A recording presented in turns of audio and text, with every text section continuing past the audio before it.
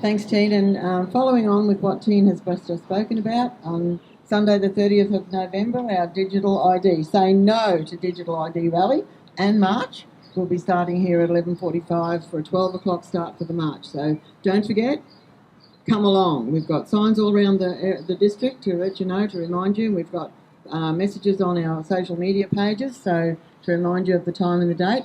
So come along and have your say. Say no. No to this digital ID. It's actually the cornerstone of the United Nations WEF and WHO 2021 agenda. It's the basis of everything else that's going to follow. We need to stop digital ID. Stop. Say no to digital ID, because it is the first step of their big agenda to take control of every aspect of our lives.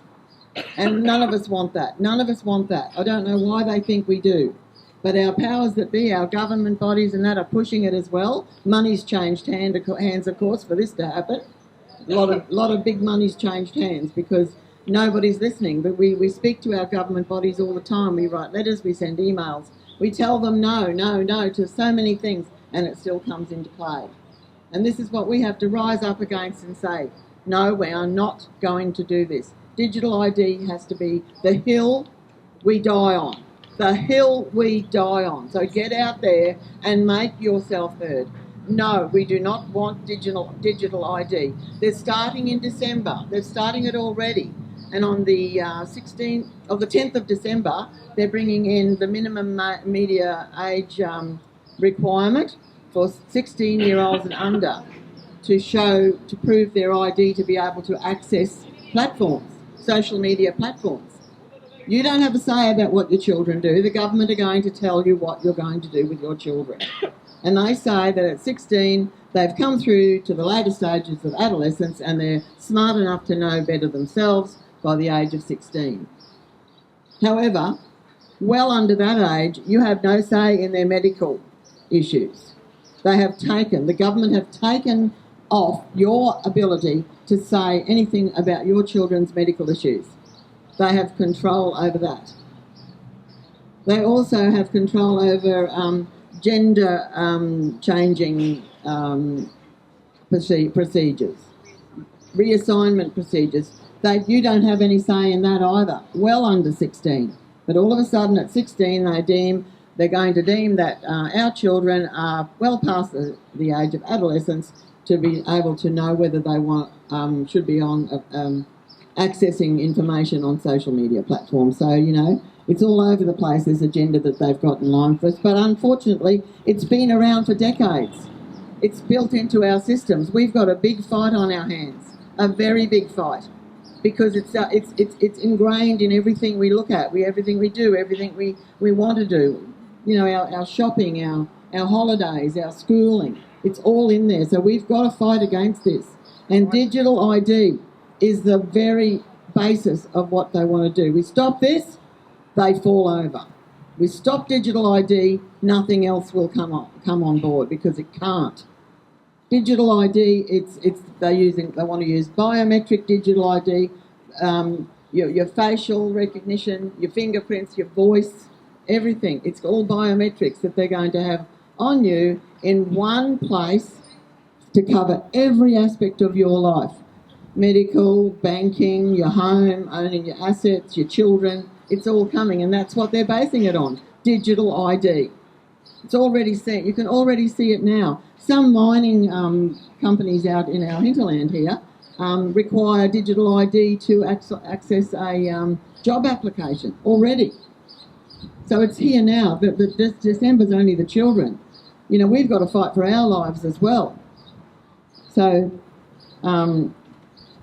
we need to stop it. We need it to not go any further because it's actually linking, as I said, it links to the next stages, which is your banking and your CBDC. No cash. We're going to take cash away from us. We're always fighting that. Your property titles, your ownership and access will be embedded into this code as well, with your digital ID. Smart meters. Smart meters. You've all got them in your houses. You've got furniture, electrical items that are smart meters.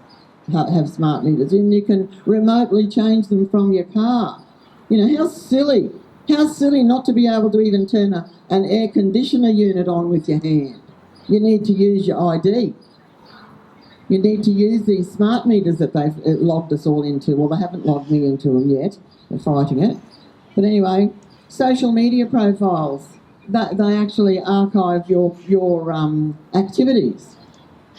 They know everything about you. Road use trackers. You see all the vehicle monitoring equipment along the roads.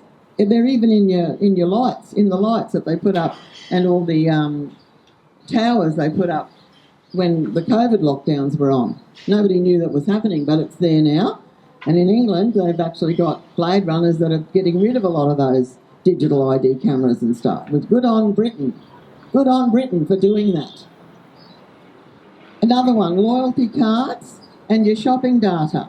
They form a pattern of what you shop, what you buy. That's what they use those shopping bonus cards for, discount cards and everything. Throw them in the bin. Throw them in the bin and don't even shop at the big supermarkets that offer them. Go down to your local markets and buy fresh stuff. Grow your own. You can do it. You don't need all that stuff in the supermarkets. It costs a fortune and you don't need it. The processed food is shit. It is not good for your health. You don't need to eat it. Your children don't need to eat it. We've been conned into thinking all this food is good for us, and it's not. You know, Serena people are fighting, some of them are fighting not to have a McDonald's put in their town. And it's a sad day when the economy of a small regional town like Serena think they need a McDonald's store to boost their economy. It's very sad. They've got lots of takeaway places there now that are run by local people. And all of a sudden a McDonald's is going to create all these new jobs for kids, school kids and that. But what about the other businesses that will have to shut down through lack of support that have employees already? You know, it's everywhere. We see it everywhere. So in the UK, 21 million digital IDs have been stolen. 50 million now, is it? Right, 50 million digital IDs have been stolen in England, in the UK. The government says it's not a problem because they'll release the next version of digital ID. But those people have already got their digital ID. It's just not available to them anymore because it's been stolen. How safe is that? You know, they give you all these marvellous things to help your life make your life easier, and they take it away because it's hacked. They can't even keep it safe. Medicare was hacked recently. Optus, Telstra. It goes on and on.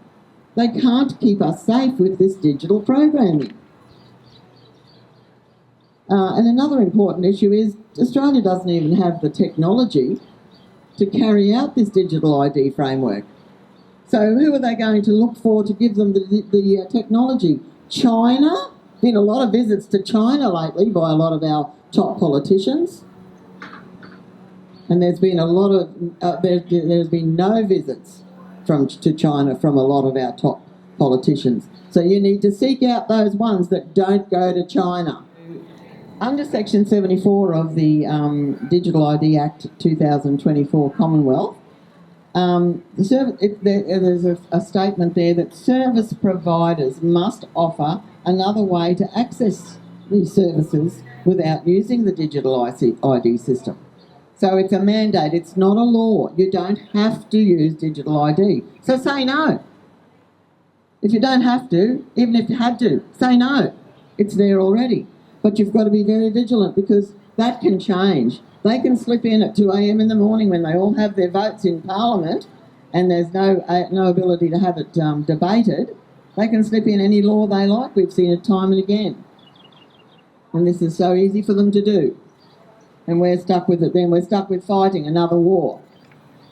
Another hill to die on. They keep coming. So the message is clear. Digital ID is a blunt and dangerous tool in so many ways. We've got to say no. I don't know. We're labelled, you know, these labellings they give us for you know, you're far left or you're far right or you're far right. You know, I'm none of those things. They've labelled me that. The media and the government have labelled me that.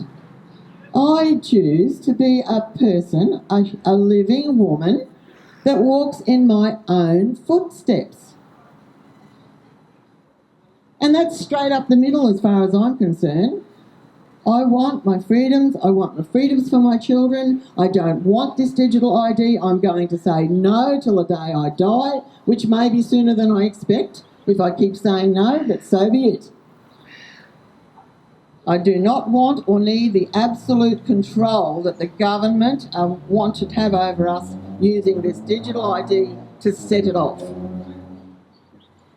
So the UN, the WEF, the WHO are all unelected entities that have worked, as I said, for decades to set all this, to implement all this absolute control over us, and they are seeking to do that. You can see it, it's everywhere. They're attacking us all the time. But what are we going to say?